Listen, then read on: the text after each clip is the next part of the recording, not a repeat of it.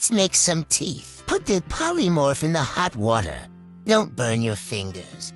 Use a spatula or anything. It will eventually melt and stick together. Once the temperature is good, you can start playing.